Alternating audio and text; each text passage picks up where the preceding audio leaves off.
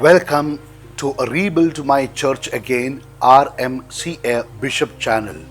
May God bless you for opening this channel and for the goodwill to listen to this spiritual talk. Therefore, now please relax and be calm inside for the next 7 minutes or so. Take a deep breath and experience the presence of God inside you. Surrender all your problems and worries at the foot of the cross. As you listen this talk, God will show mercy on you. My dear friend, St. Paul reminds Timothy in 1 Timothy 6, 7 and 8, "For we brought nothing into this world, and we cannot anything out of the world. But if we have food and clothing, with these we shall be content." In today's world, people are busy making money.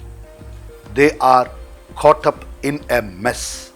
In the process of making money and then multiplying it, they have lost many beautiful things in life. In the name of money, relationships are lost, health is damaged, and peace is destroyed. Everybody wants to be number one in their field. Ambition has become inordinate. Material benefit has become the only criterion to determine whether something or someone is good or not. In the hustle and bustle of busy life, we may even forget at times how very short our human life is compared to our eternal life. St. James, in his letter 4:13 and 14, says, "Come now, you who say, today or tomorrow we will go into such and such a town and spend an year there and trade and get again, whereas you do not know about tomorrow. What is your life? For you are a mist that appears for a little time and then vanishes." These verses of St. James are a reminder to you, my dear, that life is so fleeting that it is not worth losing the other many beautiful things God has given us. We may also become easily distracted by those around us who are so consumed by the love of money that they have lost sight of what is most important.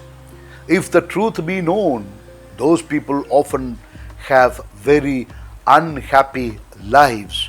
For it is written in 1 Timothy 6:10, "For the love of money is the root of all evils. It is through this craving that some have wandered away from the faith and pierced their hearts with many pangs." Now, that does not mean we should live a life of poverty at all and all the time. God wants His children to prosper. After all, the Lord said in Joshua 1:7, "Only be strong and be courageous, being careful to do according to all which Moses my servant has commanded you. Turn not from it to the right hand or to the left. You may have good success wherever you go." This is the promise of the Almighty God. This is the hope that God has given to each one of us. So why to worry about success and prosperity unnecessarily?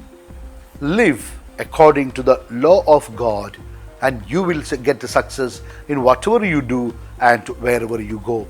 Therefore, let us acknowledge the Lord God in our lives and not make a substitution by allowing money to be the God. So when others distract you, it is important to remember that as a child of God, you have an even better life ahead of you, a life without pain, sorrow, sickness, or any other adversity, a life with the angels and archangels and all the company of heaven, an eternal life with God and with your beloved departed souls. Therefore, in conclusion, let me tell you in the words of St. Paul in Colossians 3:2, set your minds on things that are above, not on things that are on earth. This is how you will find true peace and happiness in all what you do. This is how you will get success in everything and everywhere.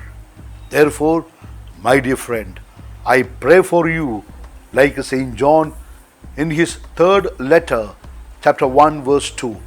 Beloved, I pray that all may go well with you and that you may be in health. I know that it is well with your soul. That's all for today. Keep maintaining the calmness in your heart and receive my apostolic blessing.